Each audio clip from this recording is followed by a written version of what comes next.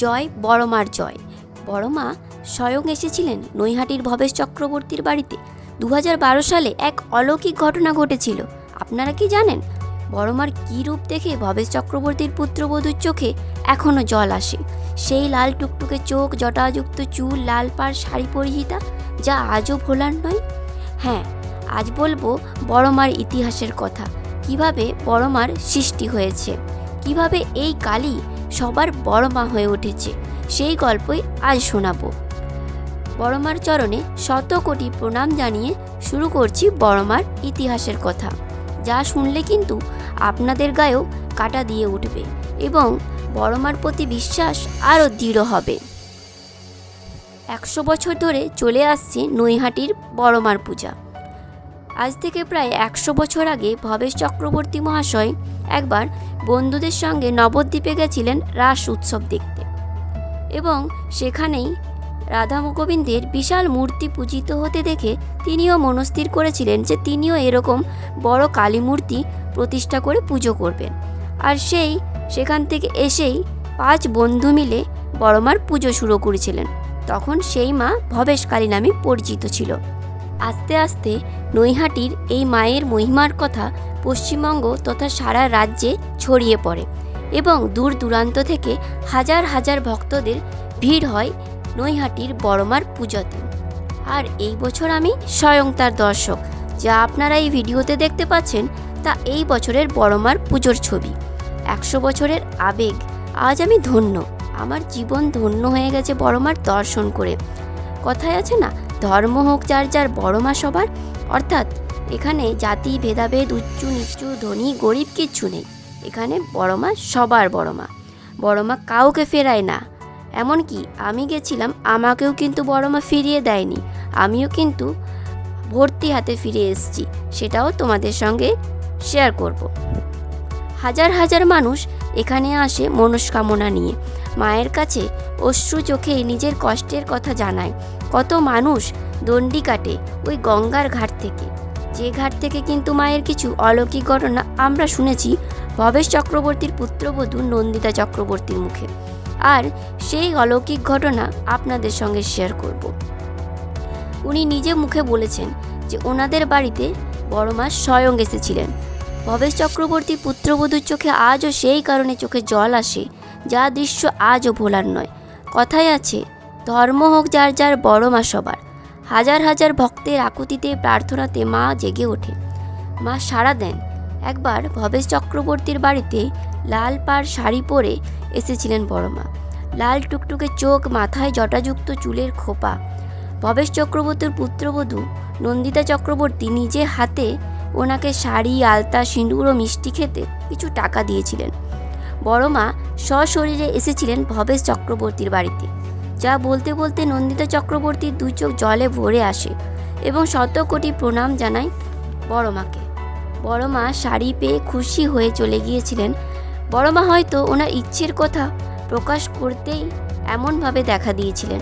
তাই এভাবেই দেখা দিয়ে বুঝিয়ে দিয়ে গেছিলেন যে বড়মা এখানেই বর্তমান, এখানেই বিরাজমান।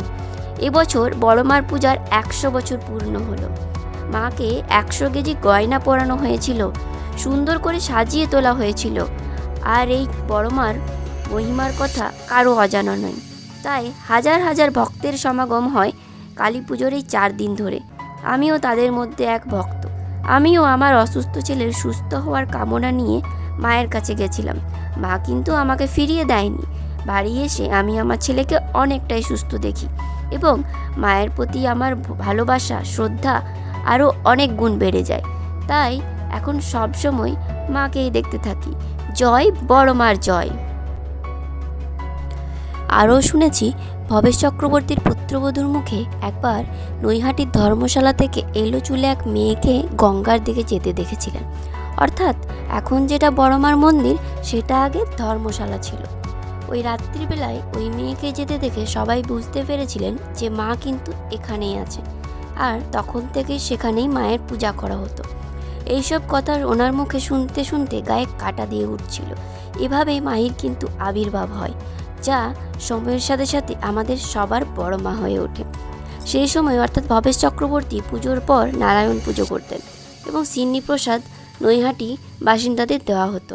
প্রসাদ দেওয়ার পর ভবেশ চক্রবর্তী হাঁপিয়ে যাওয়ায় বসে রেস্ট নিচ্ছিলেন। অনেক ভক্তদের প্রসাদ দেওয়া হতো। হঠাৎ ওনার মনে পড়ে উনি নিজেই তো প্রসাদ খাননি। তখন দুটো আঙুলে একটু সিন্নি অবশিষ্ট ছিল, সেটা নিয়েই খেতে যাবেন। অমনি এক পাগলি এসে বলেন, কী রে ভবেশ, আমাকে সিন্নি দিবি না? ভবেশ চক্রবর্তী বলেন, এ মা, তুই পাসনি, এখনো খাসনি, নে এই নে খা। এই বলে ওই পাগলিকে খাইয়ে দিল। সঙ্গে সঙ্গে ওই পাগলি কিন্তু অদৃশ্য হয়ে যায় এবং দেখে যে ওনার আঙুল কিন্তু পরিষ্কার, যে আঙুলে উনি সিন্নি লাগিয়েছিলেন। তখন তিনি বুঝতে পারেন যে মা কিন্তু স্বয়ং এসে ওনার হাতে থেকে প্রসাদ খেয়ে গেছেন। সেই থেকে সিন্নির পরিমাণ আরও বাড়ানো হয়। এই হচ্ছে শিহরণ জাগানো বড়মার আরেক অলৌকিক ঘটনা। আজ বড়মা শুধু নৈহাটিবাসীর মা নয়, সারা পশ্চিমবঙ্গের বড়মা। মায়ের অশেষ কৃপায় অনেক ভক্তরা খুশি হয়ে মাকে অনেক গয়না দিয়েছেন। ভক্তদের দানের টাকায় আজ বড়মার এত বড় পূজার আয়োজন করা হয়। কোনো চাঁদা কিন্তু নেওয়া হয় না। বছরের বাকি দিনগুলোতেও পুজো চলে নৈহাটির বড়মার মন্দিরে। এখন মন্দিরে চলে এসেছে মায়ের বিগ্রহ, অর্থাৎ কোষ্ঠী পাথরের মূর্তি, যার ফলে মায়ের দর্শনের সুযোগ পাচ্ছেন ভক্তরা বছরভর। এখনও রীতি মেনে বিসর্জনের দিনে সবার প্রথমে বড়মার মূর্তি বিসর্জন করা হয়, তারপর অন্য সব প্রতিমার নিরঞ্জন হয়। বিসর্জনেও ভক্তদের ভিড় অগণিত থাকে।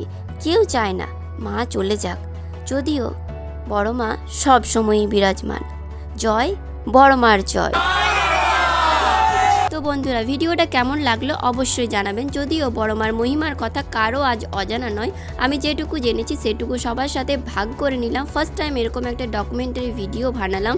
তো বড়মা সবাইকে খুব খুব ভালো রাখুক, বড়মা নিজেও ভালো থাকুক, এই কামনা করি। তো ভিডিওটাকে একটু লাইক কমেন্ট শেয়ার করে দিবেন এবং অবশ্যই চ্যানেলটিকে সাবস্ক্রাইব করে পাশে থাকবেন, যাতে এরকম আরও ভিডিও বানাবার উৎসাহ পাই। ধন্যবাদ।